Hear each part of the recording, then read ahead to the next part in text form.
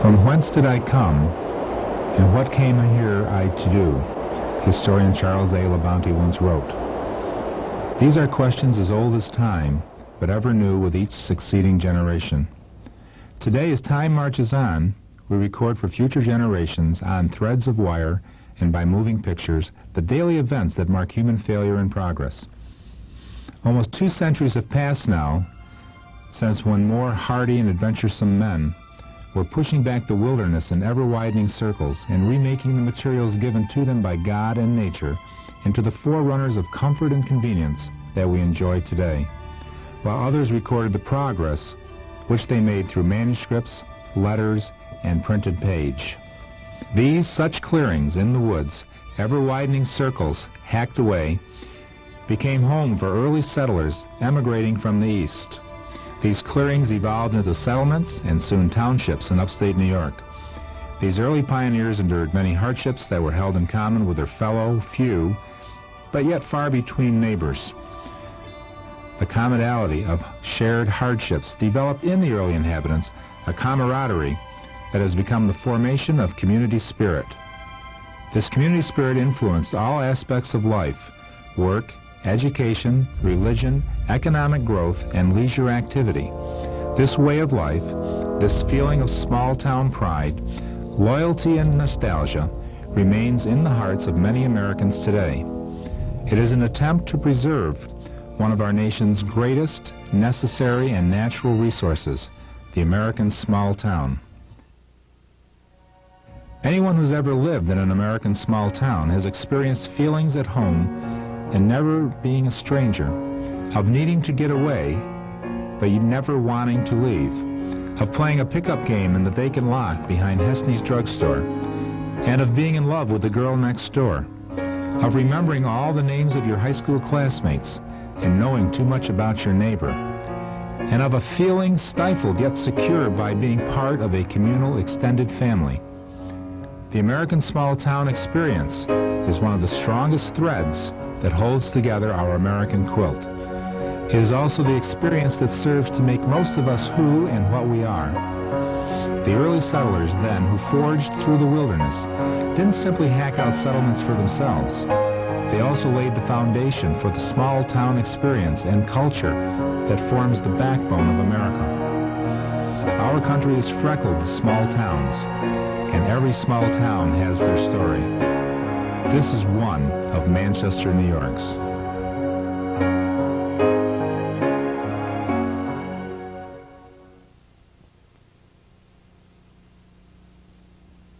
Prior to the American Revolution, western New York State, from Seneca Lake to Lake Erie, and from Lake Ontario to the Pennsylvania border, was known as Ontario County. This land was home to the Seneca Indian Nation, the eastern members of the Iroquois Confederation. At the end of the American Revolution, General George Washington organized the Sullivan-Clinton Campaign, an expedition led by General John Sullivan against the Iroquois in retaliation for their assistance to the British during the war. This campaign forced the Senecas west, and the Ontario County land became available for purchase. Oliver Phelps and Nathaniel Gorham, 2 entrepreneurs from Massachusetts, purchased some 2,600,000 acres of the Senecas' land. This purchase was comprised of blocks of land, 7 ranges, each divided into 14 townships. These blocks of land on the map of the Phelps and Gorham purchase were the ever-widening circles of civilization hacked from the wilderness that evolved into the numerous small towns of western New York State. In 1821, one of these settlements, Township 12, Range 2, was set off and called Burt, named after a local legislator. 1 year later, on April 16, 1822, the name was changed to Manchester. Manchester began as a mill town on the banks of the Canandaigua Outlet, a natural waterway that flowed east from Canandaigua Lake to Schenectady. Its inhabitants, among them Nathan Barlow, Achilles Botsford, Lewis Redfield, Ebenezer Pratt, Jeremiah Dewey, Reverend David Irish, Reuben Buck, Jacob Malter, Leon Cooley, Nathan Pierce, and John Pratt worked tirelessly and the young town prospered. Manchester operated as a quiet mill town for over 80 years, until the arrival of the Lehigh Valley Railroad in 1890. The small town of Manchester was then changed forever.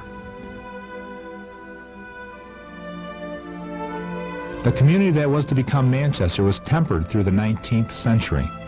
Its members had felt the hardships of war and the growing pains that all young communities must endure. After the Civil War, America sought to rebuild itself by evenly spreading civilization across the map, the railroad being primary means of doing this. And more, there was talk in Manchester about the possibility of the Lehigh Valley Railroad Company, one of the largest shipping companies in the Northeast, building and setting up a transfer yard in Manchester. In 1885, life in Manchester was simple and uncomplicated. It was not unlike most small farming communities of the day. Most people lived and labored long hours, mainly on their family farms, working 6 days a week. But on a typical Saturday afternoon during the warm months, the loosely organized baseball games, resembling pickup games, that took place near the old No. 8 school in the field behind Salt Street, now State Street, began gathering crowds. The grass there, like many fields, was kept low by grazing cows, goats, and sheep, who also inhabited the field even during games. Most of the players were grown men in suspenders wearing white shirts, always with the sleeves rolled up as to prevent the possibility of a tear to a good shirt. Some of the more wealthy communities did buy uniform costumes, but most stuck to everyday garb. To round off the team, some of the larger boys would fill in. A group of visiting players, commonly known as barnstormers, would challenge the locals and then spend the night in the nearby hayloft before moving on to the next game in another town. In the early evening following the games, folks would gather around the bandstand at the corner of Clifton Street and Main to listen to John Philip Sousa's music, played by the Smith Cornet Band, later known as the Manchester Military Band. After church the next morning, families would gather together for dinner and perhaps a game of croquet on the lawn. Blue laws enacted to prevent any foreign, traditional, or un-American activities by immigrants, prevented the playing of baseball on Sundays. And everybody was interested. We went up to the park, and Sunday after Sunday we went to ball games. We knew all the players, and it was fun. And we had the band concerts. We used to walk all around, take turns, and we'd go into Alta's Bakery. They had ice cream and peanuts and all that, and we would go in there and have a Sunday, and then we'd walk. And then Estelle Randall, she taught here at one time. Her father was in the band, and he used to take us to Clifton, and they had the band concerts at Clifton also. So we were pretty busy.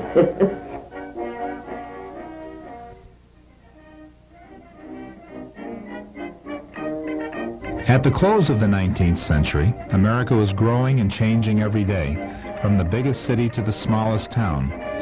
A steady stream of immigrants poured into the country, filling the cities to their brims, spilling over into the wilderness and countryside.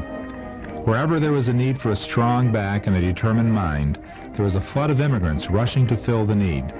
Irish and Italians alike worked to clear the way for railroads such as the Lehigh to carve their way through the New York countryside. Friday, June 26, 1885. I spent most of the day in town. There were quite a number of rumors in circulation in regards to the railroad.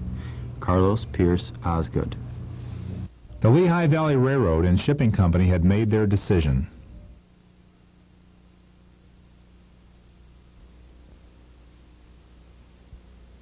Well, when the Lehigh Valley originally expanded, they started in Pennsylvania in the 1850s as a canal company, taking the coal from Pennsylvania into the New York City market. And they operated for about 30 or 40 years in Pennsylvania and New Jersey as a canal company and a railroad. And then in the late 1800s, they decided that they wanted to reach the Buffalo market. And they finally acquired enough trackage to get up to Sayre, Pennsylvania, which is on the New York border, 90 miles south of Manchester.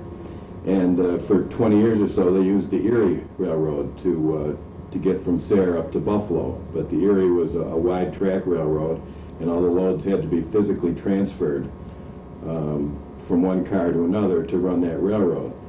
And then they acquired the railroad from Sayre up to Geneva in the late 1880s, and decided to build a new railroad, a straight railroad with as minimum of trackage miles as they could get from Geneva to Buffalo. So it was just really a quirk of geography that they happened to pass through Manchester. It was in 1892 that Manchester was incorporated as a village, and the same year that the first of many passenger trains rolled down the Lehigh Valley Railroad tracks into the Manchester station.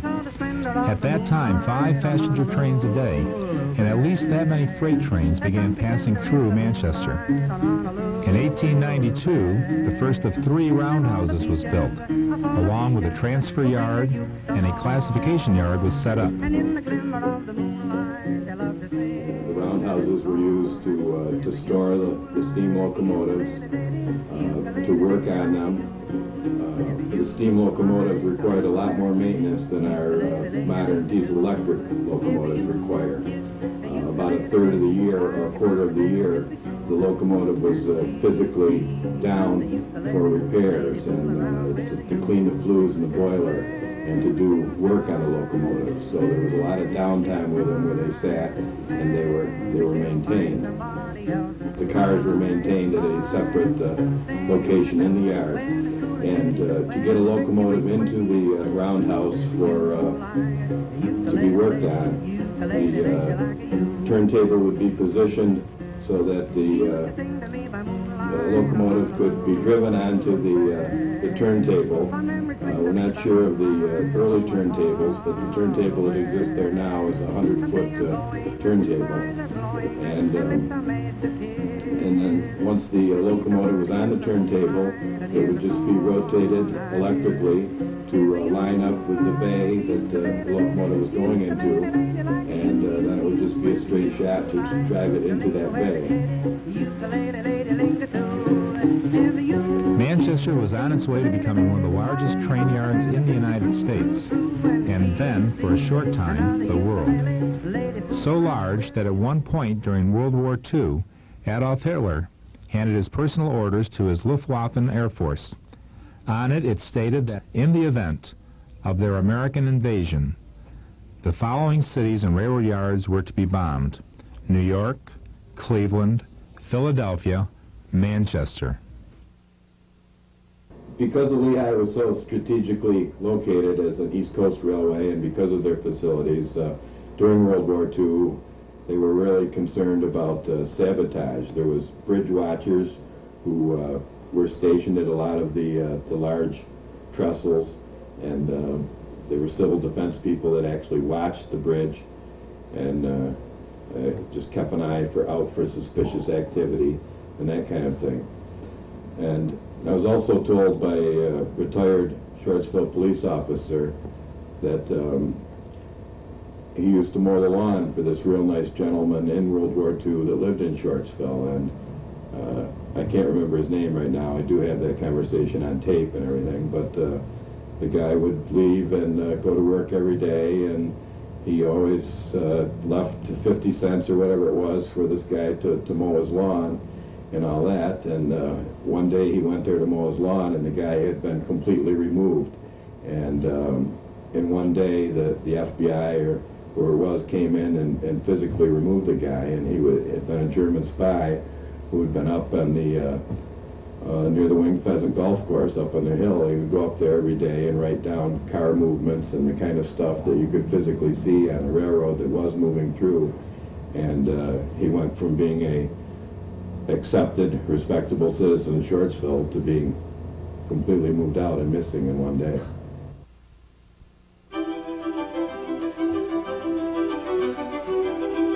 As America and the railroads were growing, so too was America's passion for its favorite pastime. In the pre-dawn, fair weather hours, it was quite common to see a group of roundhousers, as the workers were frequently called, playing a quick game of baseball behind Salt Street before their 12-hour shift at the transfer yard. Life at the train yard was anything but easy. Overtime was expected, shifts began with 12 hours, and $4.80 a day, or 40 cents an hour, was the starting wage. With no age limits, boys as young as 14 signed on as water carriers. Fred Ellis was 17 when he signed on for life. On one morning around 5 a.m. while on his way to work, his wife standing in the doorway yelled, "It certainly looks to be a beautiful day." He looked back and replied, "Maybe for you, but every day is a rainy day on the railroad." At the turn of the century, Merrick Avenue, named after Merrick Pratt, a local citizen, was established as a transport road to the roundhouse and the transfer yard. Eventually, it became the road many spectators took to the baseball field, later known as King's Diamond. It was named after Wade King, former owner of the land. Wade was also known to regularly hook up his team of Belgian horses to his four-seater Surrey, and for a small fee transport folks to a ball game in nearby towns. King's Field was Manchester's first ball field. In 1910, a baseball club was organized, in uniforms and all. With players from the Paypeck Machine and Pioneer Thrasher Company in neighboring Shortsville, an outstanding team was put together. Their ball field was at the end of Fresh Hour Road and East Main Street in Shortsville, where a large wooden canopy covered with chicken wire served as a backstop. Eventually, the team's top players went to the Manchester Railroaders.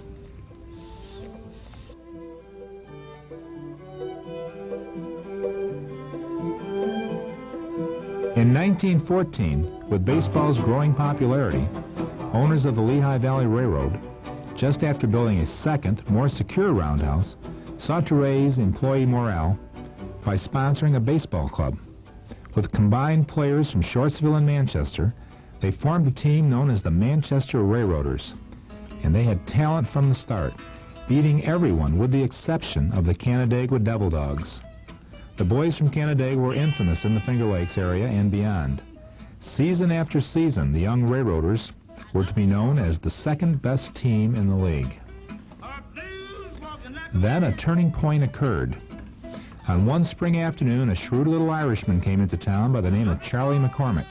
He had been hired by Lehigh Valley as a freight agent out of Queens, New York. A mouthy, self-promoting man who smoked cigars and cursed almost constantly, Charlie McCormick was a gambling man who saw financial opportunity everywhere and loved baseball. Oh, yeah. See, he worked on the railroad, and he was in charge of the transfer over here. He had a very good position, and of course, everybody worked for him. And a good many of these fellows worked at the transfer. And he had a brother that came here too. But everybody liked Charlie McCormick. He's a very typical Irishman. And how so? How when you say typical Irishman? well, he was very Irish. I don't know if he had a brogue or anything, but he looked Irish and he acted Irish.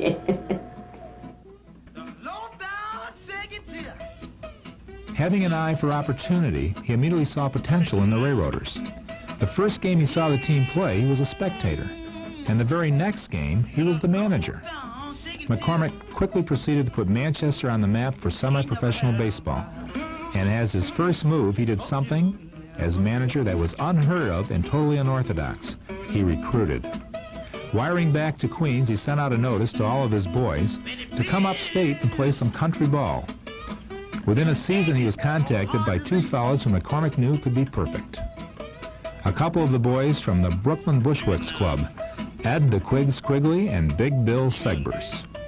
Quigley, with his lanky frame and a devastating underhand throw at first base, was appropriately called by McCormick as my champagne stretcher. Bill Segbers, also from Queens, who was a star pitcher for the Bushwicks, as well as the Lord's Athletic Club and the famous Blue Sox.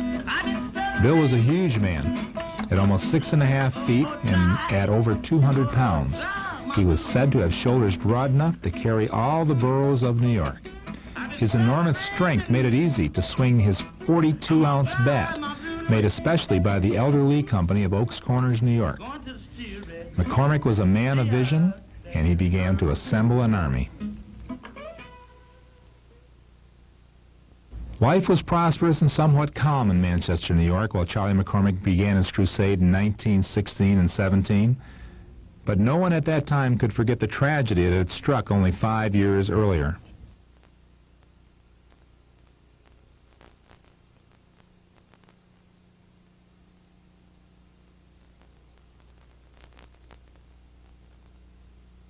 During the last week in August 1911, Rochester hosted a Grand Army of the Republic, or GAR, convention commemorating the 50th anniversary of the Civil War.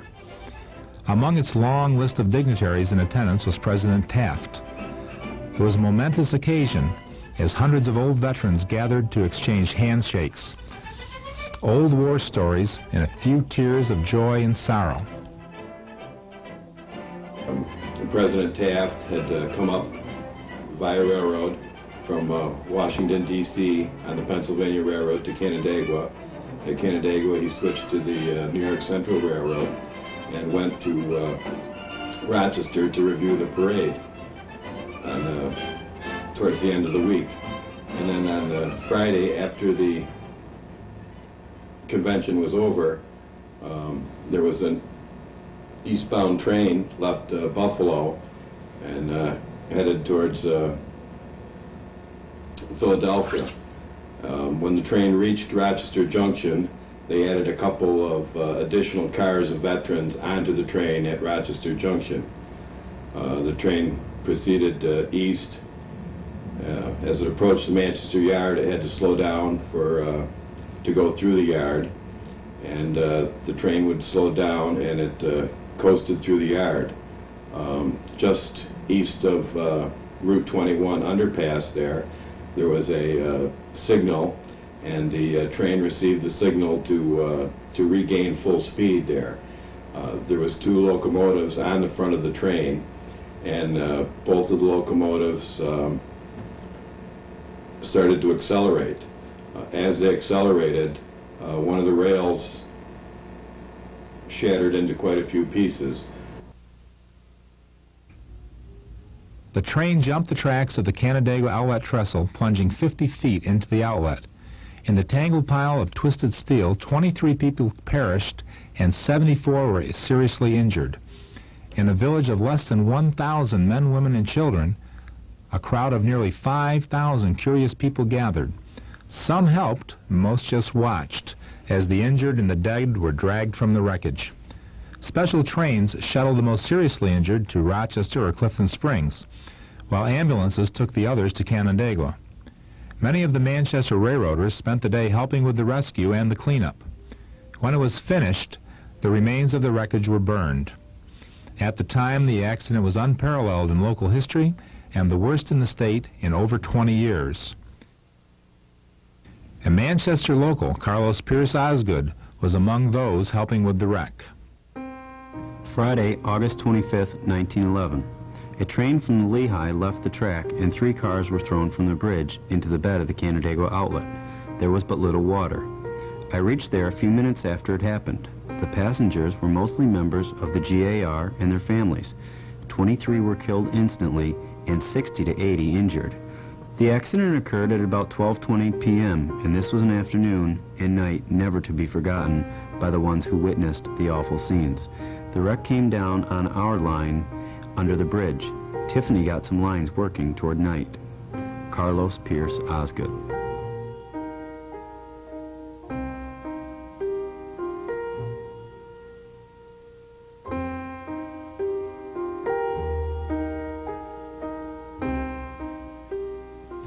It was in 1876 that Alexander Graham Bell invented the telephone, and another quarter century before the Manchester born and raised, Carlos Pierce Osgood hung the first telephone line in Manchester and Shortsville.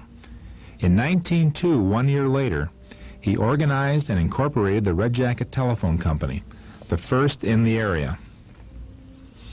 On May 4th, 1912, the Gilman and Crishley Picture Show opened in the building that was Ed Smith's Hotel. It was Manchester's first theater. Homer Galbraith sold popcorn, while Alice Boardman and Vera Warren played piano. Nothing like it had ever been seen in Manchester before.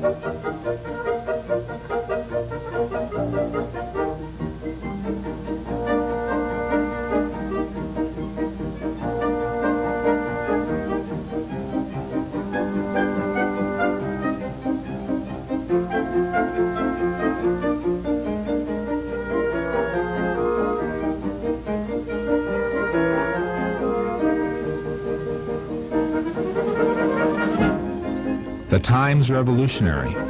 There was Henry Ford's Model T, Orville and Wilbur Wright's airplane, Alexander Graham Bell's telephone. Taft was beaten by Wilson in the November presidential election. In 1913, a public water system using wells on State Street was installed, and sanitary conditions in Manchester were greatly improved. The era of outdoor toilets had come to an end. And in 1916, when Charlie McCormick's Manchester baseball team was soon becoming a force to be reckoned with, a third roundhouse was built. It was a state-of-the-art building expansion which housed several more locomotives and was guaranteed fireproof. In upstate New York, the baseball, that was in virtually in every town and village, became the #1 pastime. The players were getting better and the games more serious. Big money was starting to flow into the leagues. And that year, Skipper McCormick assembled a railroad team made up of Manchester and Shortsville locals, several newly acquired Lehigh Valley workers, and a few international and big league pros who were either over the hill or trying to make a comeback. They played teams from the surrounding New York Lehigh Valley Railroad League, along with a local independent schedule, with the teams of the likes of the Canandaigua Devil Dogs, the Honeoye Falls Husky Farmers, and the Victor Blue Devils. They are off on what was to be their first big season when the big one hit.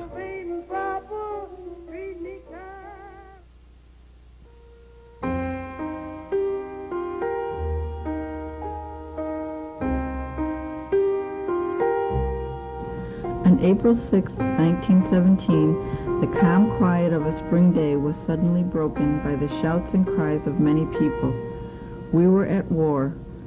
Overnight, the very personification of peace became the very life of war. We were at war with Germany. The quietness of this little village was dispelled by the shriek of whistles from the troop trains as they came down through the railroad yards. Mrs. Alice M. Dubler. The Lehigh, being the direct route from the large manufacturing cities to the New York harbor, made plenty of business for the railroad men. Several of McCormick's Manchester players, along with his beloved Bill Segbers, joined the Army and were off to Europe. Segbers became a military police officer, and like many boys on the front, found time to play a little baseball while touring the French and German countryside. Segbers, read the local newspaper, plays baseball in France. He was a man. He wouldn't do her wrong. Frankie went down to the corner just for a bucket of beer. She said, Mr. Bartender, has my lovin' Johnny been here? He is my man. He wouldn't do me wrong. I don't want to cause you no trouble. I don't want to tell you no lie. But I saw your lover half an hour ago with a girl named Nellie Bly. He is your man, but he's doing you wrong.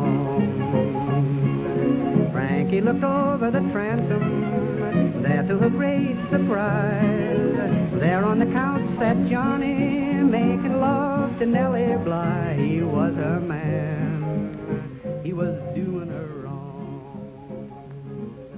Frankie threw back her kimono.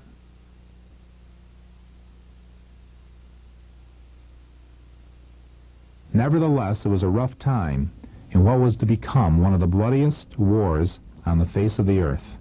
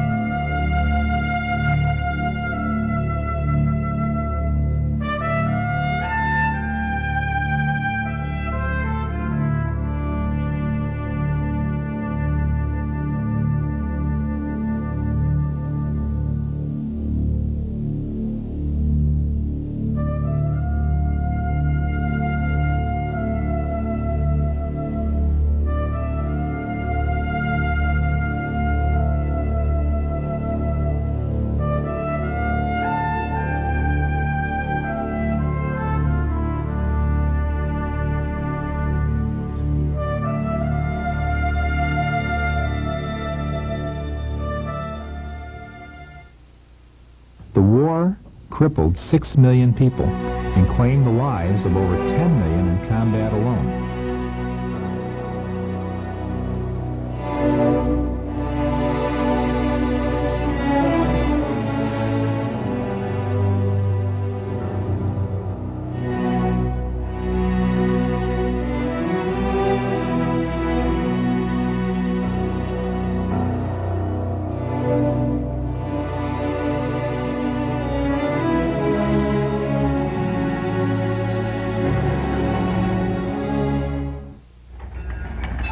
In 1918, with the demands of World War I, the transfer yard was at its peak of operation. There was a great demand for jobs. Manchester was enjoying a prosperity of war. But on the ball field, Charlie McCormick was at a loss. Always looking to fill railroad jobs, one of his first questions he always asked new employees was, "Have you ever played baseball?" Most of the talent came from local stock, but the railroad did attract workers from all over the country, and occasionally some of that new blood McCormick was always on the lookout for. By the summertime, many of the men had returned from the war. Segbers got back in July, in time to play right field for the Railroaders, helping them whip the Lions Club 7-3.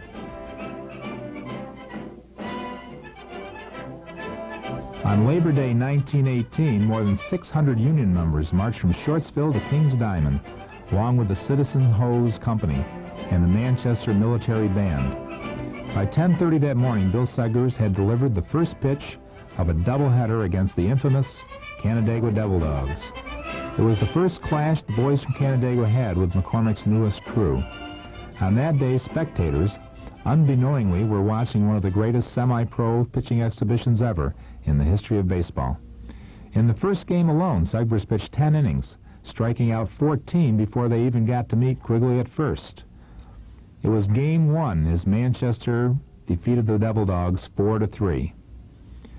During the intermission, a field day was held for the local kids, and then the second game began. It was for the county championship, and from the first pitch, Manchester was red hot.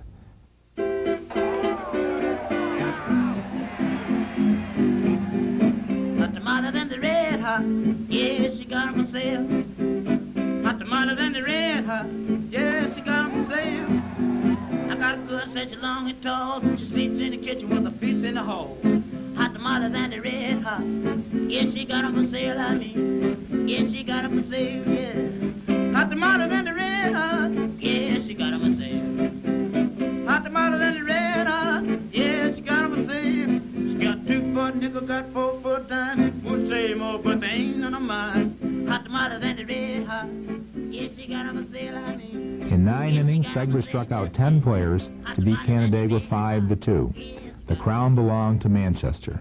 The title of Iron Man belonged to Bill Segbers. In 19 innings, he struck out 24 men without a single walk. Canandaigua was beside themselves. They had been beaten by Manchester, New York. Hot tomato than the red hot. Yes, you got him a say. Hot tomato than the red hot. Yes, you got him a say. They're too hot for the belly goes back in the bone bean nest. Ever since daddy can't take his rest. Yeah, hot tomato than the red hot. The Manchester Military Band played a concert that day before everyone went to the town fire hall for dinner and dance. Yes, you got him a say. They don't mess around them hot tomatoes. The following weekend, the Railroaders went on to beat the Newark Tigers, the new Wayne County champions. The boys from Manchester now held the title over 2 counties. Though that was to be their last game of the 1918 season, McCormick still felt he had not proved himself. There was one more conquest for the little Irishman from Queens. It was a pool hustler's move as he challenged the manager of the Geneva Ball Club, perhaps after too much to drink, in an area speakeasy. Nevertheless, the next weekend, Geneva's semi-pro team met the Manchester Railroaders in a high-stakes game at Geneva's Galvin Park and lost. It was the end of the 1918 season. Oh, hit the ball right there, baby.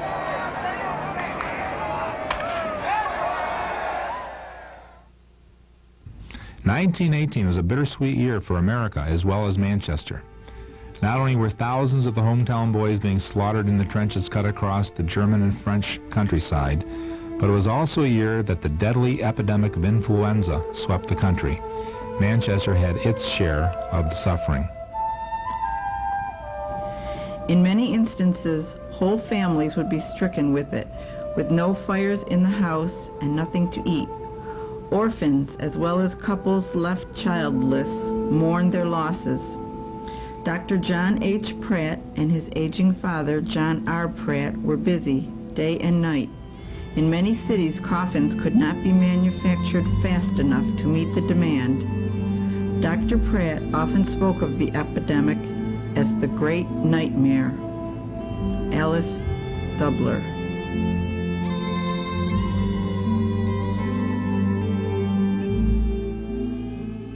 As the year drew near to a close, the epidemic ended, as did the war also. On November 11th, the armistice was signed, and the village, in unison with the country, went wild with excitement. Church bells rang and rang, while whistles blew, horns sounded, and people paraded together, pounding pots and pans, shouting, yelling, and singing. Cheers of joy and sorrow flowed through the village like the waters through the outlet.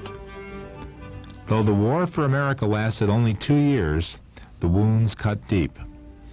While the streets were filled with celebration, Augustus Turner and his family could not bring themselves to join in on the celebration. Their pain was too new, for it was their youngest son, William, who had the dark honor of being Manchester's sacrifice for the cause. William, with great honor and sorrow, was laid to rest in France. The season of 1919 started off with a bang for the Railroaders, despite a minor setback. On the first day of May, Ed the Quigs Quigley, McCormick's champion stretcher, was offered a large salary to work and play first sacker, or first base, for the Stokoe Lens Company of Geneva, New York. At a time when railroad men were paid 40 cents an hour, or $4.80 for each of their 12-hour days, Quiggs was offered $55 a week. For the short time Quigley played for the Railroaders, he had an amazing record, yet lived in the shadow of his good friend Bill Segbers. Quiggs left quietly. From early on in baseball, it was money that fueled the engine that kept the sport chugging along from season to season. It was an exciting time in our history. And as the railroad grew, each year the country got smaller. Virtually every village and town was accessible by train. Ball teams thought nothing of hopping a train like the Manchester Railroaders did on July 30th in 1919 to travel to Sarah, Pennsylvania, play 13 innings, give the Sarah Pullmans their first defeat in 2 years, jump back on the train and head home for work the next day. For years after that upset, Manchester and Sarah fought one classic battle after another on the ball field. The fans and players loved it.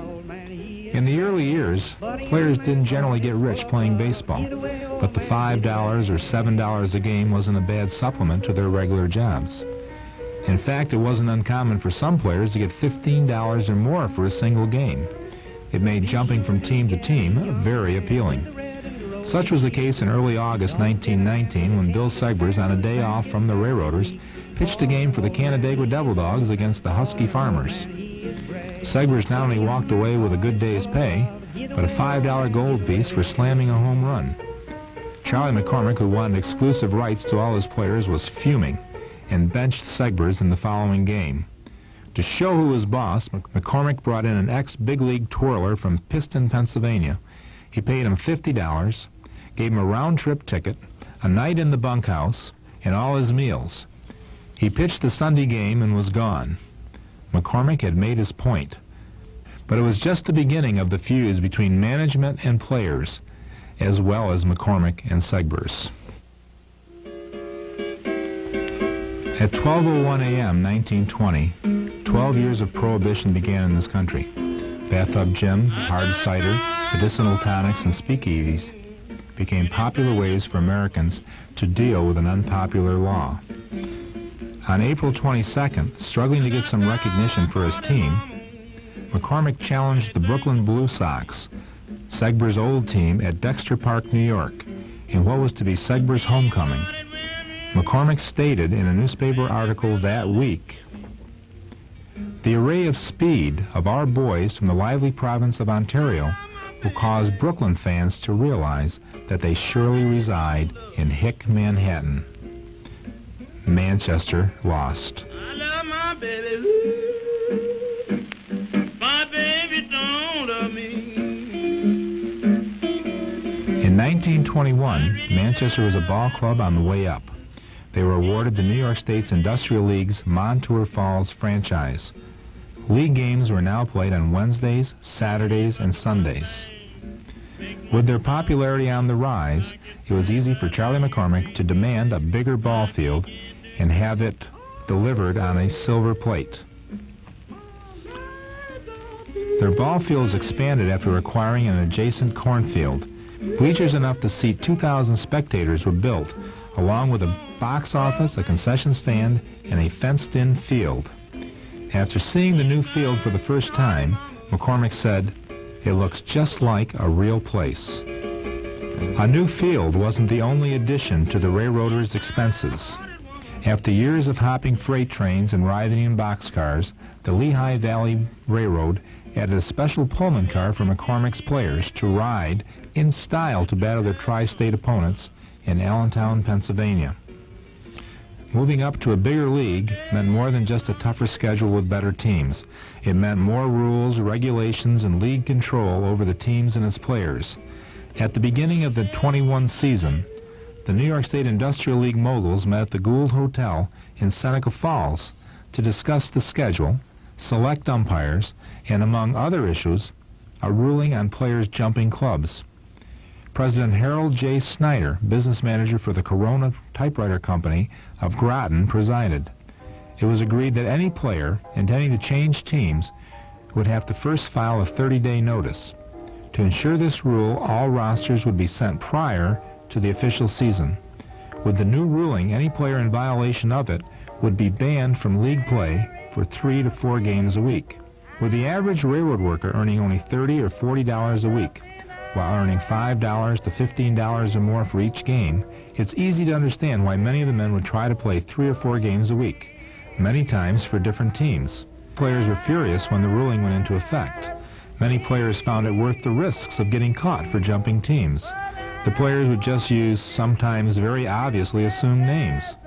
And sometimes players were so cocky or headstrong, they wouldn't even attempt to hide their identity or their contempt for the ruling. Such was the case of Bill Segbers.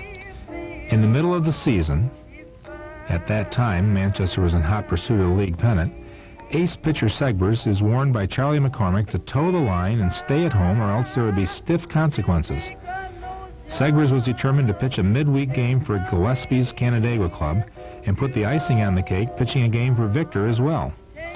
The warning was given and ignored, so the axe fell. Segbers was cut from the team and given his unconditional release by manager McCormick. Not surprisingly, Segbers was quickly picked up by another Industrial League team. During his brief stay without a team, Segbers had tried out for various teams like the forerunners to the Rochester Red Wings. And Segbers was another one. He went up and tried out. He got up and, geez, he belted one right off the center field fence, got a double, and he sat down on second base. And that was a terrible mistake. What the hell kind of a guy is he? Gets a hit, and then he sits down on the base. Sure, that hurt him. He could have went up, too. Whether by chance or design, in the very next game against the Prison City Auburn Lehighs, who should take the mound for Auburn? Big Bill Segbers. The Railroaders couldn't believe their eyes, and at the end of the day, all of the spoils went to Segbers, who held his former team to just 5 hits to handily defeat them. A sweet revenge was dished up that day to McCormick, but the battle wasn't ended. Whether it was a right or wrong decision, it was the one McCormick felt he had to make. It was his team, he was the boss, nobody else. Certainly not Segbers, regardless of how good a player he was. There were certainly many who thought the hot-headed Irishman was wrong. Not just about Segbers, although that was first and foremost, but about managing the team. There were letters to the local newspaper, like one signed 5 Manchester fans, who were very critical of McCormick and his lack of skill. But when all was said and done, it was McCormick, good or bad, who put local baseball into semi-pro status and kept it moving forward. And if things got tough, it was McCormick who had to roll up his shirt sleeves and get to work. So it was when Segbers' vacancy came up. Charlie had to scramble for a new pitcher, hopefully before the next meeting with Auburn. McCormick was a cunning, street-smart Irishman who was not about to be outdone or easily beaten. Everyone knew the heat was on, not wanting to give Segbers and his new Auburn team another sweet victory. Rumors began. One was that a blacklisted former big league player by the name of Cicotte was being signed to replace Segbers. The day of the game came, and there was no Cicotte.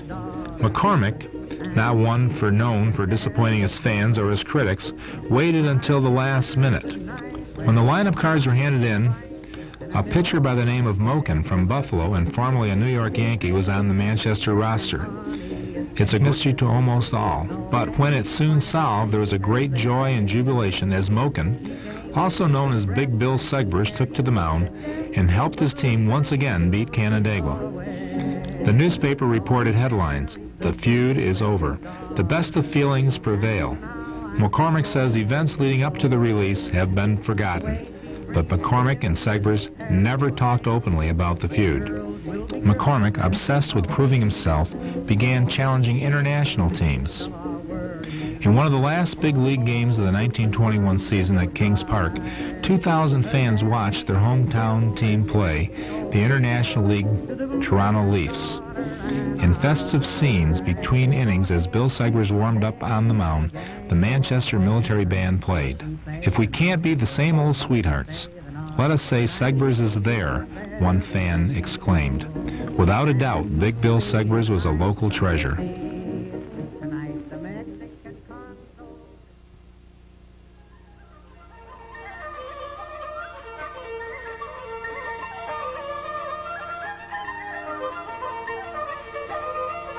While town baseball in Manchester preceded Charlie McCormick by many years, it could never be denied that he was single-handedly responsible for elevating local ball to a very respectable semi-pro status and for putting the village on the sports map with an outstanding team. McCormick, the small, fiery Irishman, with an appetite for cigars and conversation riddled with cuss words, had big city dreams for a small country town. Though gallant were his efforts, the stark reality of money and a lack of it to support salaries, traveling, and field maintenance became the stumbling block of success for Manchester to keep its New York Industrial League franchise. Manchester just wanted to return to the old home player plan, competing against neighboring teams. Due to this, McCormick resigned.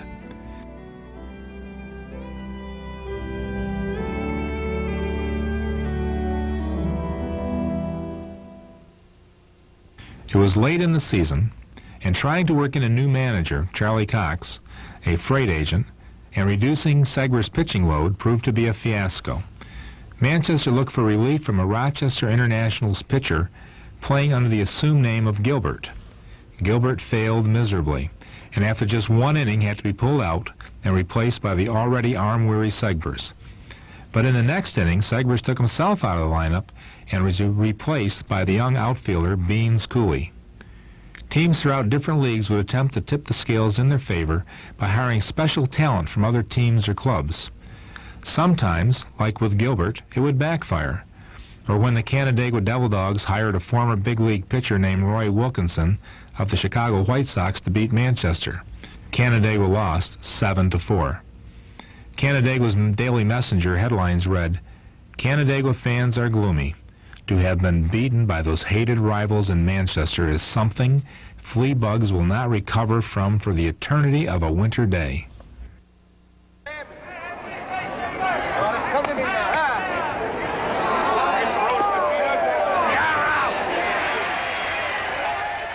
Few good sports when it came to accepting losses for hometown ball teams.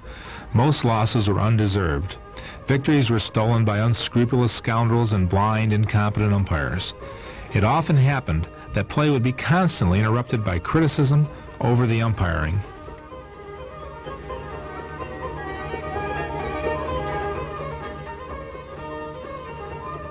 In 1922, the New York Industrial League was disbanded, and many of the teams returned to an independent schedule.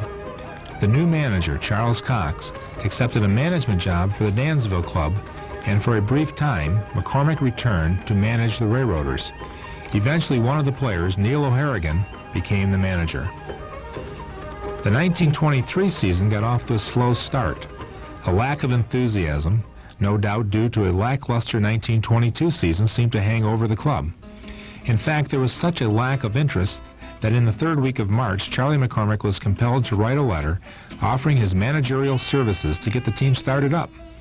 He was very clear and concise about what was necessary in funding the team and how they might go about generating the funds.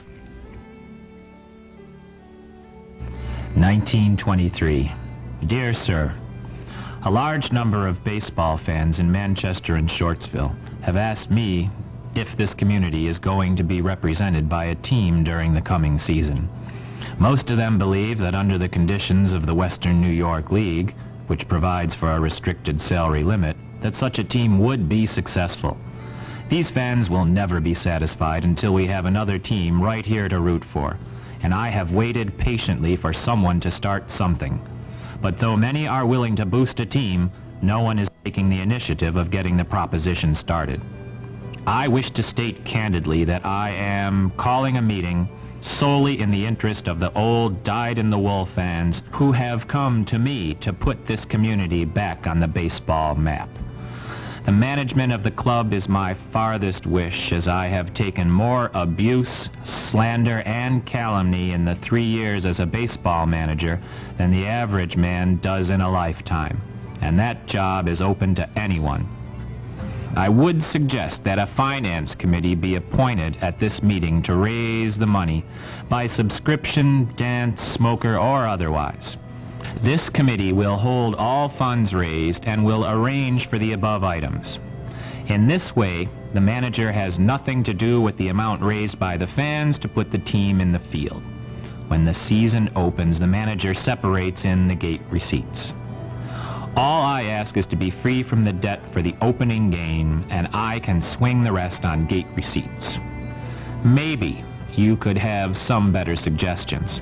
Come down to the meeting anyway and talk things over. Your attendance there will be your first boost for the season of 1924.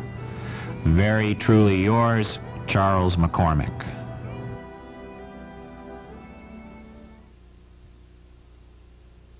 In 1923, the Iroquois Trail League was formed. Manchester, Canandaigua, Honeoye Falls, Lima, and West Bloomfield teams comprised the league. Manchester, Canandaigua, and Honeoye Falls battled one another for the top dog seat. The league lasted through the 1924 season. In 1925, the Democrat and Chronicle League of Rochester was established. The league, sponsored by the newspaper, included 44 teams divided into 7 divisions, which ran as far west as Elba and Albion, and as far east as Clyde and Ovid. To the north it went to Webster, and to Hammondsport in the south. It was a large but well-organized league. Players continued to jump teams, and the organization also continued to police its ranks, suspending those who were caught, as the 1925 newspaper article read, "Players suspended for signing contract with more than one team." President Buckley suspends Kennedy and McAllister for jumping teams. The ever-colorful and flamboyant railroad cop, Ed DeFlyer Sr., became Manchester's new catcher. An outstanding player, DeFlyer attracted Major League scouts to Manchester. Ed was a good catcher. The trouble with Ed, he was awful headstrong. He was a bullhead, he really was. Ed wasn't much of a hitter, but God, he had an arm like a bullet. He could fire that ball, and he used to fire. Mike Griffin was his pitcher. And once in a while, Mike would cross Ed up. Geez, he'd fire that ball back as fast as Mike threw it in. And Mike was a hell of a good pitcher. He had an awful fastball. You said Ed DeFlyer had a nickname. What was that nickname? Woof Woof. Why did they call him Woof Woof? Well, I don't know where he ever originally got the name, but that they used to, and oh God, he'd get mad as hell. When he'd goof up or something, somebody'd say, "Okay, Woof Woof." Oh, Jesus, he'd blow his top. It bothered him. I don't know where he ever got it, but that's what they used to call him, Woof Woof. Woof Woof DeFlyer. What was he like as a... Ed wasn't a bad guy. Hell, I always liked him. He worked the railroad too? Or? Oh yeah, he worked over the transfer. I see his kid every once in a while. Of course, I never mentioned the fact that his dad was called Woof Woof. In a 1925 game against Hammondsport, a routine ground ball was hit into the outfield, and they won the game. The grass was so high that the Manchester boys just couldn't find the ball. It was an inside-the-park home run. After the game, a local farmer and a devoted ball fan brought in a small herd of hungry cattle to clear the outfield. O'Harrigan and the farmer were hailed by everyone as heroes for their quick action.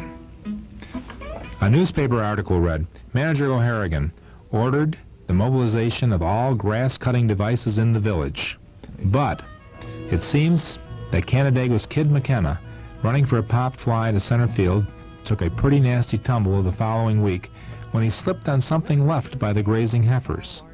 Undoubtedly, one of the two farm machinery manufacturers in Shortsville were consulted about alternative options after that incident.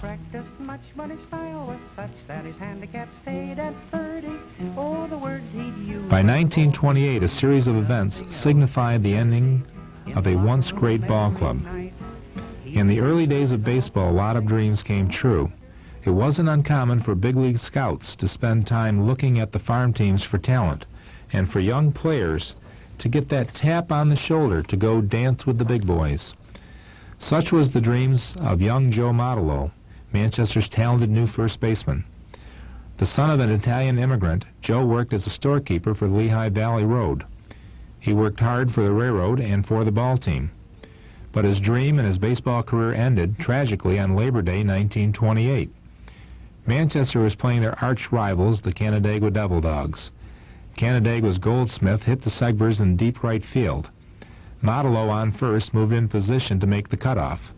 With a player on second in the late innings of a game, Joe was ready to catch the ball and throw home to prevent a scoring run. Goldsmith rounded first wide, so wide he left the base path and collided with Mottolo. Mottolo regained his balance, but not in time to ready his glove to catch the ball. From right field, the ball flew in and hit Joe in the eye. His socket shattered. Joe Mottolo was rushed to Geneva General Hospital, but there was no hope to save the eye. In a split second, he lost half his sight and all his hopes for a career playing baseball. Although Joe could never play ball again, he remained with the team as assistant coach and forever loyal supporter. 3 other players competed for the first base position: Whitrock, Nash, the Shortsville school principal, and Boland, a Shortsville native. Boland, an outstanding player, got the job. On September 22nd, a benefit game to help Mottolo with his medical expenses was played between Canandaigua and Manchester. In 1929, the stock market crashed. Many thousands of people lost everything they owned. Some people not strong enough to withstand the losses ended their lives jumping from bridges and buildings. The railroad continued to run, and people continued to work and live in Manchester. The Great Depression began here as elsewhere, and people settled in to crawl through it together. The Lehigh Valley Railroad no longer supported the team, but the Manchester Young Men's Association, headed by Joe Mottolo, took over most of the team's financial responsibilities. Manchester won the B division of the Finger Lakes by beating Hammondsport. The victory earned Manchester the right to play the Finger Lakes Division A champs, the Clyde Athletics, who were on a 2-year winning streak. By a coin toss, Manchester was awarded host privileges for 2 of the 3 games of the Little World Series. Manchester is picked as the underdog. On August 11, 1929, before a crowd of over 2,000 at Kings Park, Manchester was defeated by a score of 4-2. The Railroaders felt they could have beaten the Athletics, but had let down their guard. 2 games remained. August 18th, at Erie Park, Clyde, 2,000 paying fans, the largest crowd to ever watch a ball game in Wayne County, showed up for Game 2 of the Little World Series. In the 11th inning, manager O'Harrigan felt Walters, the pitcher, was beginning to weaken. He brought up Griffin from the bullpen to pull an Iron Man stunt with his star pitching. Heartened by Griffin's performance, the team came on strong in the 12th, pounding out what proved to be the winning run. Nash, the left fielder, slammed the double to left center. Catcher DeFlyer moved Nash to third on a deep fly ball caught by Tommy Gaflager. Up next was Old Bill Segbers, formerly known as Big Bill Segbers. Segbers, now 37, playing right field, no longer had the arm to pitch. But much like he did 2 decades before, when he was a Brooklyn Blue Sox, Big Bill could still change the game with one powerful swing of the bat.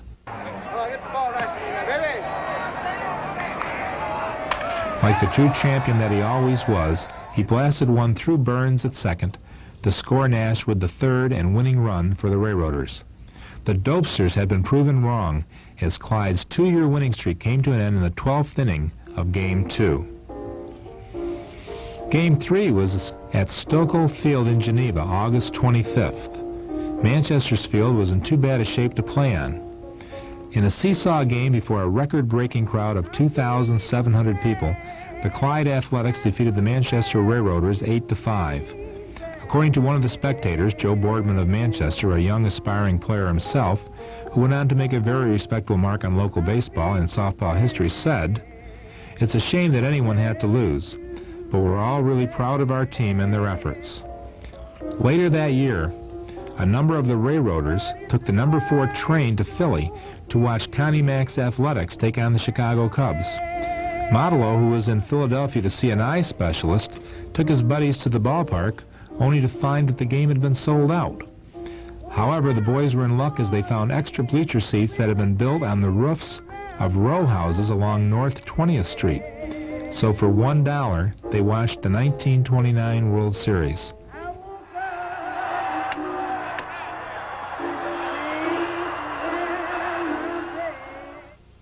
Though hardball would remain a popular sport for decades to come, it never returned to the glories seen from 1914 to 1929, when the likes of Segbers, Quigley, O'Harrigan, DeFlyer, and Charlie McCormick created magic in Manchester. Much like the railroad, baseball for many years was the identity of this community, its passion and its purpose. Now the stars of both are all but forgotten. The railroad tracks are almost all gone.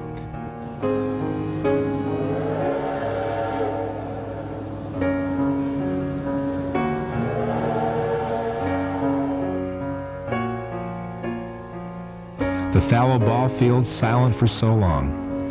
Their memories echo for fewer each year, but each has left an invisible, indelible mark upon the spirit of the community, one which will last forever, as long as the community itself. It has made this small American town what it is today, strong, resilient, united in purpose and commitment to working all for one and one for all, to be the best at whatever it does, be it building a ball team, a railroad, or mills along the waterway. To this day, Manchester, New York is left with the scars of a short yet powerful period. The vacant roundhouse still stands, and the grounds of the old transfer yard has the presence of a ghost town. A Little League field now lies where King's Field once was, showing no signs of the legendary games that had once taken place there only 80 years ago. These places now are rarely given a second thought.